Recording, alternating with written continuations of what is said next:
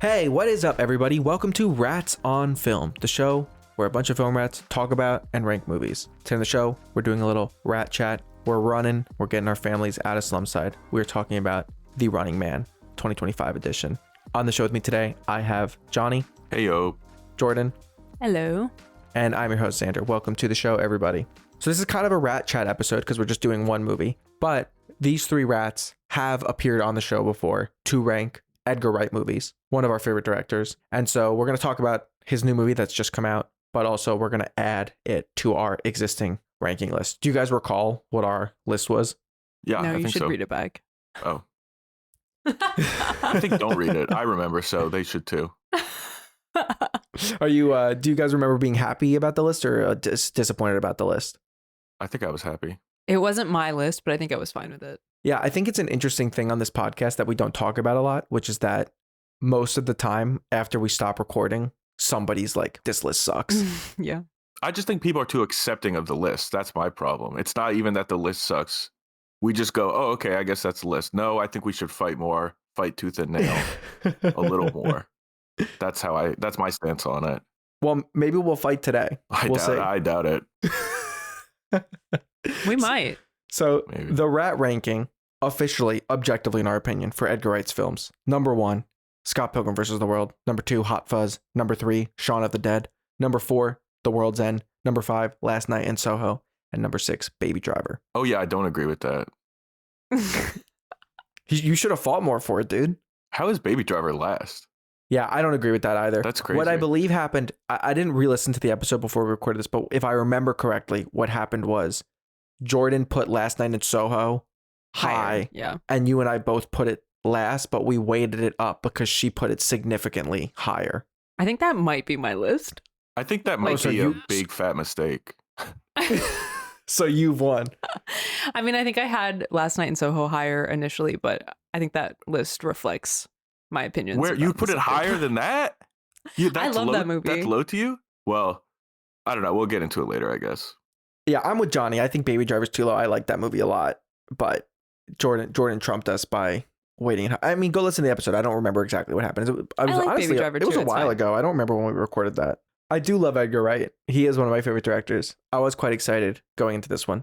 Before we get into the film, I just want to ask, have either of you guys any familiarity with the material, like the book or I the literally Arnold never Schwarzenegger heard of movie? it. Yeah, I've never read. I mean, I've heard of it before, but I've never read it, and I've never seen the Arnold one. Same here. So we're all coming in with this being our only touch point. I'm not a fan of running in general. I think nothing annoys Or me men. more than when one of your friends decides they want to do a marathon and they talk about it a lot. That really bothers me. And I don't like how people who are into running talk a lot about like a runner's high, because I don't think that Yeah, that's I've a never real experienced thing. that. Same. I agree with you. That's bullshit. Like I'm not saying you shouldn't run if you like running because of the like health benefits and you think it's good for you. I'm sure that it is. Your knees are probably fucked up, but you know the other things are probably good. But this claim that like if you start running, you'll start to love it and feel really good in the middle of running and you'll get this high is absolute bullshit, and I will not accept it. They're always like, it's at the 7-mile mark. I You know. really start to feel it. I'm not running that far. it's crazy. To If have anything- that high.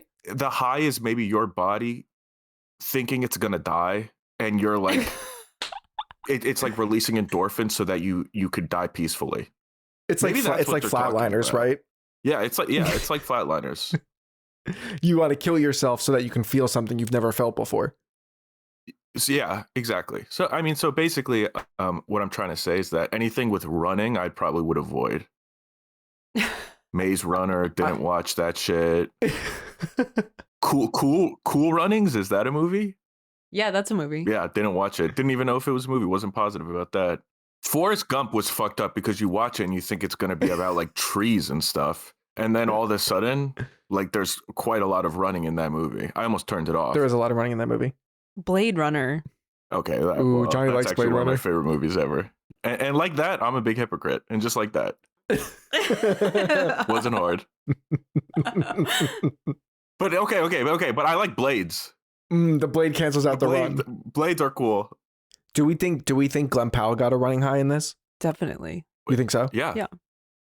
I appreciated how Did you much see how running there fast he was in the ran? movie. Yeah. Yeah, it's true. There was quite a bit of running. I went into the movie thinking to myself, he better be running a lot. Did you guys hear that story that was like for the longest walk? They had an audience just walk on a treadmill during the whole movie. They should have had people run for this one.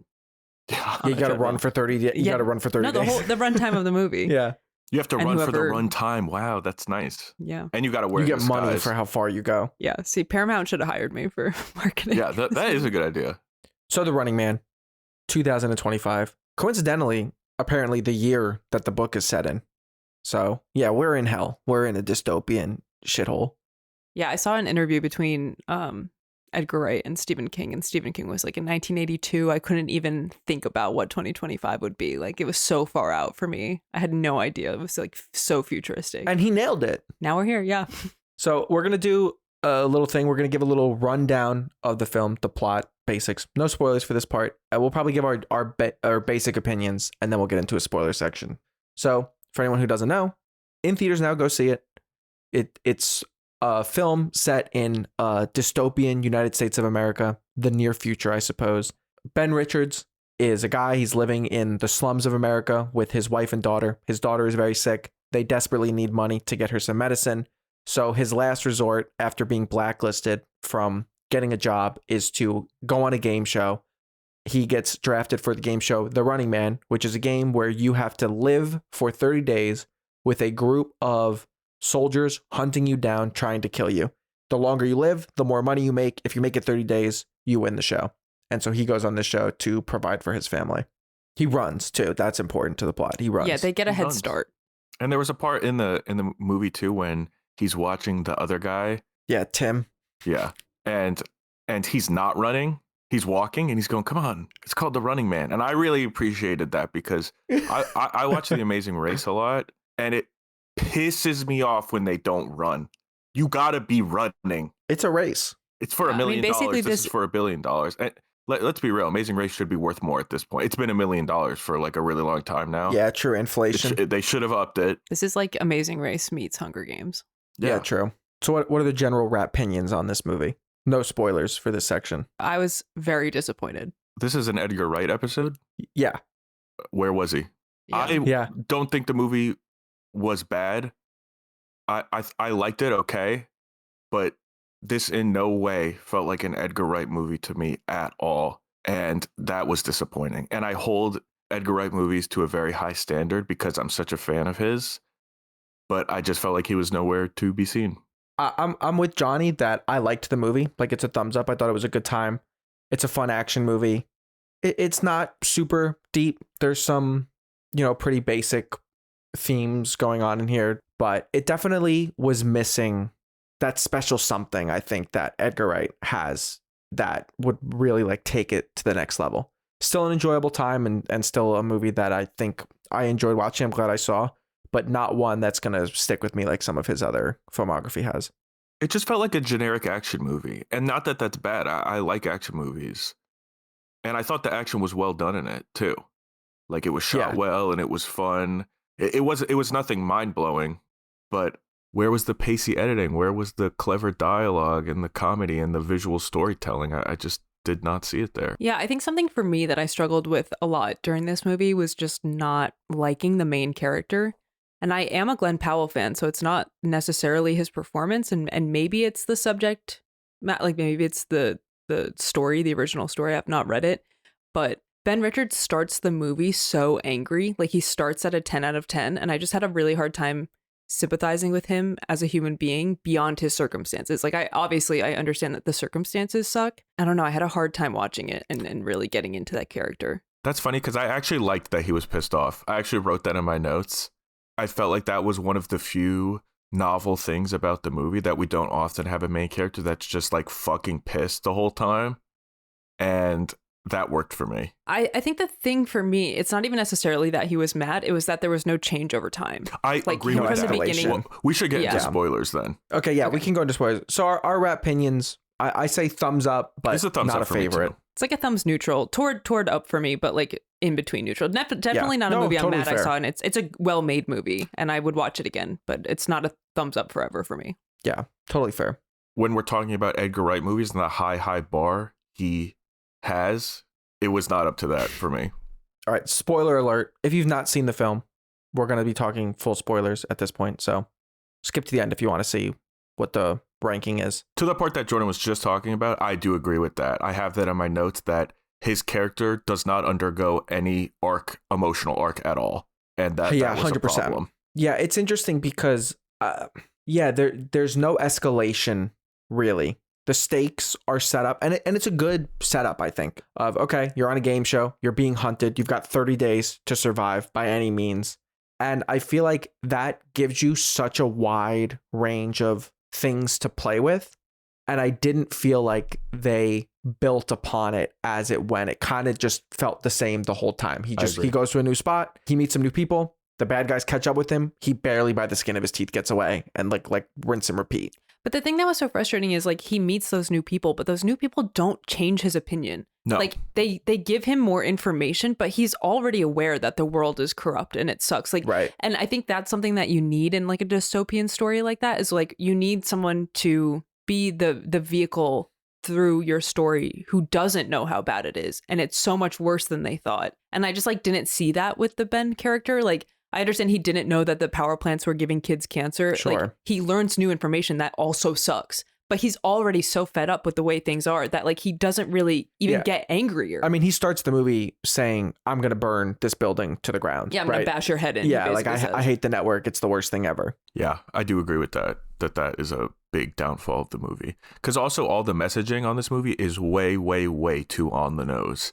As the movie goes on, the main character is supposed to be discovering stuff, and also the audience is supposed to be discovering stuff. From the get-go, we know how awful they are and how cartoonishly evil they are and how mad he is about it. Basically, in the first 10 minutes of the movie, he watches a commercial for the Running Man, and then that's just what the movie is. Yeah. Like, there's not like an added element of like, actually, it's this other bad guy, or a good guy that you thought was on your side was the bad guy all along. Like, it was just the guy he meets with was the bad guy. What I think the movie was attempting to do was to twist it at the end and be like, the viewership is the only thing that matters. But it had been established. With your wallet. You know what I mean? That had been established many times. That wasn't a reveal. The movie acted like it was a reveal when they're doing all that shit on the plane with like the hunter guy, Lee Pace. Used to be the first guy, and then they sold him the deal to be a TV star, the hunter on the TV show, and now they're doing the same thing for Ben Richards. But it's not a reveal. Do you know what I mean? Because you already know that they only care about the views, and that's the only reason they're keeping him alive, and they're cheating the whole system, and they're just using him, and they're twisting all the words he says. You know what I mean? Yeah, I totally agree with you. Like, we kind of understand that by watching the movie, and then you have a Glenn Powell monologue that literally says that. Like, we get it. It's not even that I disagree with the point of the movie. I do agree that the media twists things and pits people against each other. That was kind of the theme of the movie, right? But it doesn't feel effective when it's so cartoonishly over the top in your face. You know what I mean? Like, you need subtlety for any poignant message, I feel. Yeah, and I think one of the things about it is that because Ben Richards kind of lacks a character arc, I think it's okay for the world building aspects to be a little bit on the nose because you're trying to establish a fictional world. But I think that had he gone through an arc and a change via the communities he met, and there's a little bit more of a feeling of, I've learned that we're all being pitted against each other by the network, and I've learned to trust in my fellow citizens and other people who are being pitted against me, and we're coming to an understanding. I think that that's maybe a more interesting approach to where he ends up with his monologue than just he meets a bunch of other people, they help him, but he kind of couldn't give a fuck about any of them. He's just trying to feed his family and pay for his family. You know what I mean? Well, you know what they tried to do, which, you know, people are not going to be happy that I bring it up because I bring it up all the time, but they tried to do Andor and they didn't do it as good. Like, Michael Cera's character is Nemec from Andor writing these manifestos, you know what I mean, about oppression, and Andor doesn't care about it, but then as it goes on, he does care, and then he starts preaching Ben Richards is supposed thing. to be the spark. Yeah, the spark exactly. of the rebellion. And he accepts that he's the spark. I feel like they tried to do that in this movie. Like, they did try to have him, with his speech at the end, be like, he is accepting that he is this spark for the explosion, like Michael Cera says. Yeah, I mean, I think part of it for me also was just the tone of this movie. Yes. Like it does have a very serious undertone, like we're talking about what that means to like spark change and take power back from these Yeah. corporations that control our brains through, advertisements and media. And I understand that. But it's hard when like also in that there's like the bottom of the barrel jokes. Like Yes. I didn't need to see a parody of the Kardashians 8 times. One time would have been so enough. many Like times. I get I it. totally agree. Like we get it. Reality TV's on all the time and it's bad.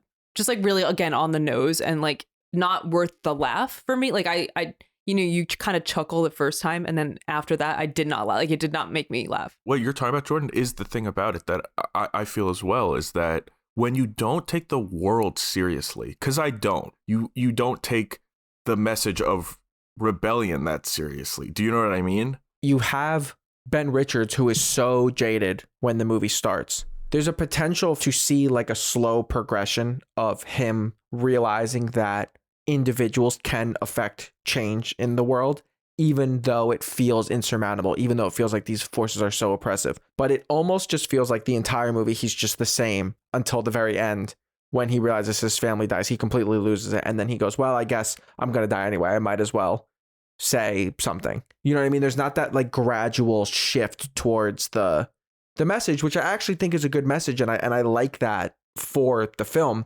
It's just not super, like Johnny said, nuanced in the way that it goes about it. I just feel like I didn't really follow the moment where he was like, oh, this is bigger than me. Like it still felt like he was just doing it for his own family.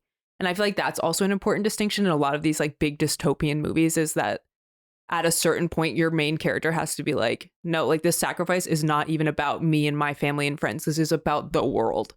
All the pieces are there where over time he's meeting new people. He's seeing the problems that other individuals like him are facing. He's getting a little bit of a following, but you don't really feel him change in an important moment like you're saying. I totally agree.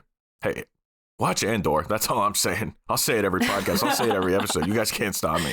I guess you could edit it out. No, I won't. You could edit it just like they do on the network. And I feel as well, like I said this earlier, that this didn't feel like an Edgar Wright movie to me. And a big part of that has to do with when I think of Edgar Wright, I very much think show, don't tell. Like I think of that scene from Hot Fuzz where he's moving from the city to the country and it's that fast cut editing showing that he's like leaving society. Do you know what I'm talking about? Yes, yeah. The taxi cab, the but there's phone no dialogue service going down. It's pure visual storytelling. And then in this, I didn't feel like that was there at all. I think it's a run-of-the-mill action movie that's fun. Yeah, I mean, I think some of the action stuff is really good. I particularly like the sequence in the broken down building with the broken elevator. Yeah, that was I think the best that's a great action device. scene. Yeah, I think that's a great device. It's unique. It's a cool setting. They do some fun stuff with it. You know, they take away all his clothes. He's outside. He's hanging off the window. Yeah, I bet you the liked elevator that. being broken comes up. Yeah. He was so jacked in this movie. I like the part where the Y was falling and he goes, why? Yes. Yeah, that was good. That was an Edgar Wright bit. That was the only one. I love the conceit of the elevator's broken. It adds a really interesting dynamic. It's like in Die Hard where, you know, you add a handicap for the main character to put them in a unique situation. I also do really like, though, the Michael Cera house sequence, like the Home Alone. Yeah, that was sequence. good. I think that's a lot of fun. That's a lot of fun, I thought too. the plane action sequence was weak, and that was the climax, and that hurt it to me. I've just seen that a million times, people fighting in a plane and with the parachutes, and you open the door and the parachute flies out the window. Like I've seen that so many times. I felt like that was a little weak, but I agree that I like the Michael Cera house Home Alone thing, and the apartment one, the rundown apartment with the broken elevator. That was the highlight in terms of action. Yeah, I thought that was really good. Yeah. Also, shout out rats. True. A lot of rats. Dude, he burned up some rats. Yeah, That was fucked up. But some of them were swimming and they were really cute. Yeah, I thought that whole sequence was really good. And like the stakes were good in that. Like it kept moving and you were like on the edge of your seat. Like, how's he going to get out of this? I thought that was really good. I really liked the Molly character. Molly, was that his name? Who sells him the... Yeah. I really liked the Molly character. too. I thought he was good. I'm sad that he like got a little bit, but he got his fingers crushed. Nah, he's chill. I liked that part. Like I liked like the world building in that way. And there was kind of that underground, you know, network of people who are willing to help each other, even, you know, like he's kind of stressed that they're going to get him and they wind up getting him. But like, that's what I wanted to see more of, like the underground network helping him out and then him learning that like it's bigger than him because there's all Right. these people dealing with it. The family in Boston, I think, is really good. I love the little boy. It's important that he meets those characters, but I just wanted to see him emotionally impacted by them in a way that I just wasn't satisfied with. I think that what happened there was that because it was based on a book, and I really feel like he was trying to put as much from in the book into the movie as possible, he was just like, okay, he meets these people. Okay, now they're gone. Now he's got to go meet more people because that's in the book. It kind of felt like that to me because towards the end when he meets the girl who's the rich girl and then she's on the plane with him, I was like, it seems late to be introducing this character. Well, and I think that's one of the more interesting ideas is I think so too. She should have been in it sooner. Yeah, it's one thing we're talking about, humanizing yourself to the people in Boston, right? But the people who are of your same circumstance, you know what I mean? You relate to each other because you're both being oppressed by this evil entity. It's a much more interesting proposition to try and humanize yourself to someone who is like fully brainwashed against you. Yeah, I actually didn't have a problem with that part. And I think the Amelia character is really strong. Yeah. I think the self-reflection that her character has is actually some of the most important character development in the 100% whole agree. movie. No, but my problem is not with her as a character. I like the character. It's just that it's thrown on the end. It happens in like 10 minutes. In a way, I think that kind of is the point where like these people have been so brainwashed, but all it takes is like an hour with this person to like, if you have a brain and you think you are a good person, like if you see this side of the world, you're not, and you have to open your eyes to it. And I think that is one of the most important messages of the movie. It's not him being the spark. It's that people are capable of change. Sure. And actually talking to people who live different lives than you can maybe change things for the better. I mean, we've talked about it, but like the divisiveness of our world and listening to media only and whatever, I think is an important backdrop to this story. And I think that interaction between Amelia and Ben is really important. Yeah, I agree. And I kind of think it is significant that she understands that so quickly, because I think people would. And also, I don't even really think media controls people at all. Like, I can't even think of an example of that happening. So it's kind of like way over the top. Anyway, this episode is brought to you by Amazon shipping. Get Amazon Prime and, we'll just use the money we'll buy robots and then we'll fire all the people.